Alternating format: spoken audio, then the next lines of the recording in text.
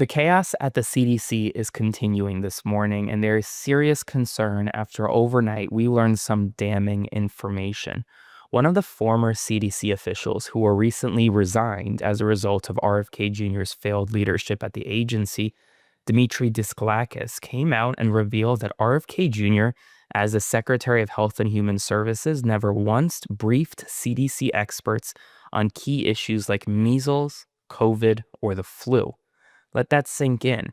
RFK Jr., who's the head of the department, never briefed senior CDC officials about key diseases and illnesses in the United States of America, even as the United States had one of the worst measles outbreak in American history in Texas and New Mexico earlier this year. And this comes amid a push from the Secretary of Health and Human Services, from RFK Jr., to essentially roll back a lot of the vaccines that have been in place, including the COVID-19 vaccine, which there are now many restrictions on who can get it, who can't get it, whether children can get it, at what age you can get it, what exceptions you can allege. There's a lot of changes coming to the CDC, and a lot of staff members are protesting.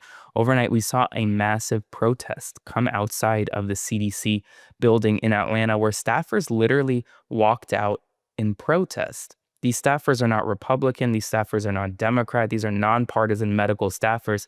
And they walked out in protest because of RFK Jr.'s leadership. And the new acting CDC director, he's an RFK Jr. sycophant. His name is Jim O'Neill. He's a Kennedy ally who has no medical background. The former CDC director was ousted in just about 1 month, despite the Trump administration nominating her to the position, and despite 51 Republican senators voting to confirm her. She was confirmed on a 51-47 party line.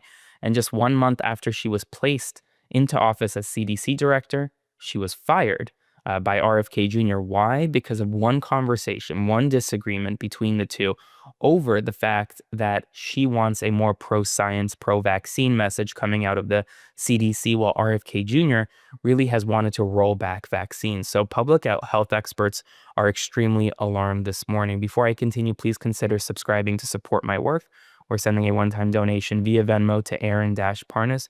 My work is funded by you, and I cannot do it without your support, so please consider subscribing today.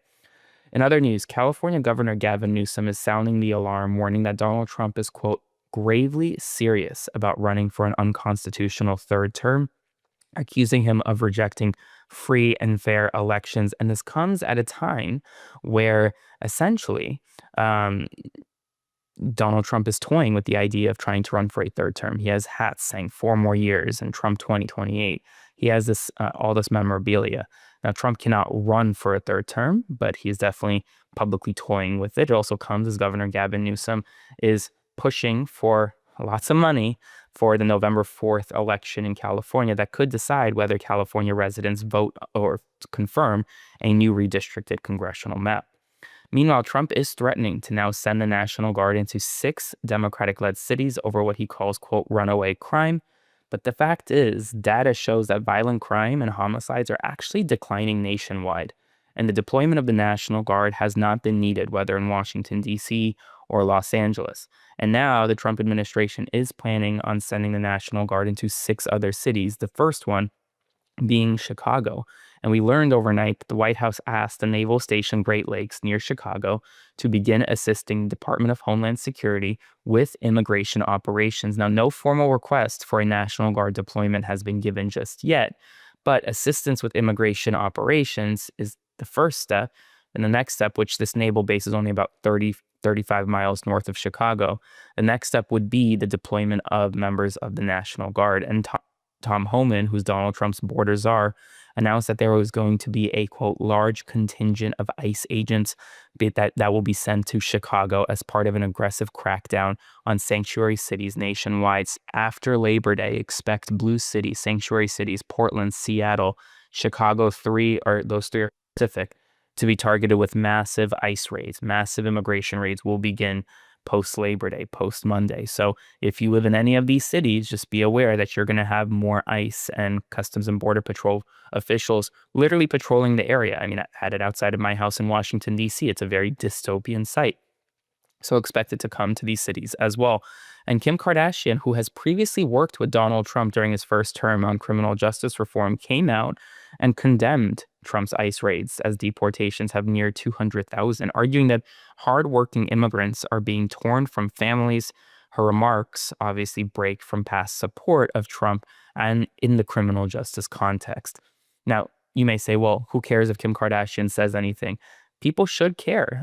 Kim Kardashian is one of the most followed celebrities in the world, and if she's making her voice heard, whether late or not, her voice is going to change some people's minds because people don't actually know what's fully happening on a day-to-day basis in the United States of America. And just yesterday, a Washington senator demanded answers because two firefighters were detained by border agents while responding to a wildfire.